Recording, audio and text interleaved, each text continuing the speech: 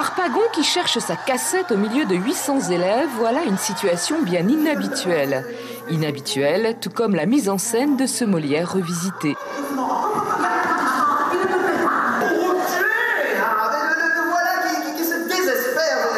Le texte est le même, à part 2-3 mots qu'on a dû changer parce que c'était des contresens complets. Mais sinon, on s'est contenté aussi de rajouter des expressions plus modernes, ce qui fait que tout le monde est habillé en 2018. C'est vrai que votre seule physionomie lui a gagné le cœur. Et sur scène, on parle en euros et pas en écus d'or. Les personnages utilisent smartphones et tablettes. Je me casse, hashtag acteur, des allusions au dieu du stade, au père Fouras et bien sûr à Google. Le 21e siècle met l'avare sous une toute autre lumière, avec toujours le respect du texte. Il y a quelques adaptations évidemment, il y a des petits codes évidemment, mais non, le travail était très classique quelque part en même temps, de coller au texte, mais de manière naturelle, moderne, comme si c'était aujourd'hui. Et bizarrement, Molière se prête très bien à ça. Ils embarquent avec tout ce qu'on dit, avec tout ce qu'on fait. Donc au niveau de la mise en scène, il faut bien savoir doser les moments où on va rabaisser justement le niveau pour qu'ils se calment et les autres moments où on va leur permettre d'exploser un petit peu. Nicolas Arnoul. Et à la sortie, les élèves sont séduits. C'était une très très bonne scène et comme il a été renouvelé en façon moderne, du coup c'était très amusant et très captivant. C'était bien, c'était magnifique, que du bonheur à partager. C'était rigolo, ça apprend aussi la langue française d'avant. Il y avait de l'humour à partager et on a ressenti. Ça m'a plu parce que c'est vraiment un gros travail ce qu'ils font et moi j'aimerais bien faire comme eux. L'avarice d'Harpagon, version 2.0, pourrait bien susciter de nouvelles vocations.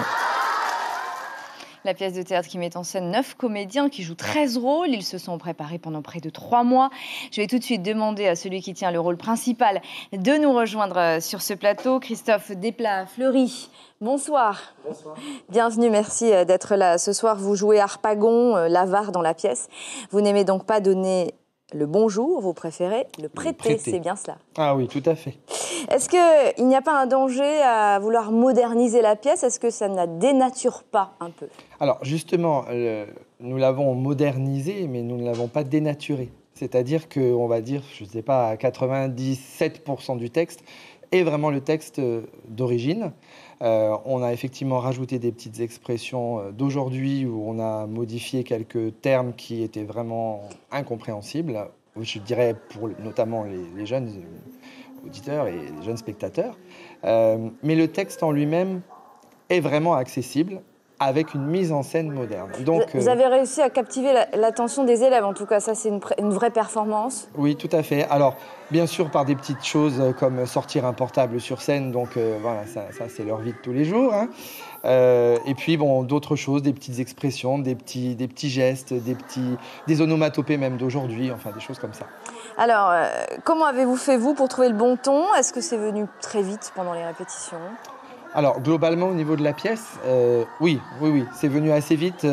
Catherine Chanson, qui s'occupe là de la mise en scène, avait déjà beaucoup d'idées, mais c'est vraiment un travail de troupe et de groupe. Et au fur et à mesure, on a également construit un petit peu... Donc vous avez facilement visions. Trouvé vos marques entre vous. Oui, tout à fait. Oui. Comment est-ce que les comédiens ont été trouvés pour cette pièce? On connaît Nicolas Arnoul, qui fait partie des habitués. Pour les autres, comment ont-ils été choisis? Richard aussi, qui est là. Oui. Cédric Chan, qui avait joué le bourgeois gentilhomme l'année dernière. Moi-même, on purge bébé il y a 2 ans. Donc il y a un vivier. Il y a un vivier champagne. Il y a des petites bulles qui sont prêtes à jouer. Et puis d'autres, effectivement, qui se sont rapprochés de nous et qui ont juste émis le souhait de faire partie de la troupe. Donc, voilà. C'est plus difficile de jouer devant un public jeune, il est plus exigeant, il est comment ce public? Alors, ça n'est pas plus difficile, c'est différent, il faut s'adapter. Notamment pour le monologue, justement. À peine je pose une question qui est en fait une question un peu rhétorique ou qui appelle à ce que j'ai dans la tête, j'ai des réponses. Donc tantôt j'y prête attention, tantôt non, parce que bon, C'est voilà. un public participatif. Ah, alors. mais très, mais c'est du bonheur. C'est du bonheur. Christophe Desplats-Fleury, merci. Je rappelle que l'Avare se joue demain soir à 19h30 à la Maison de la Culture au Grand Théâtre. Donc merci d'avoir été notre Merci invité beaucoup. ce soir.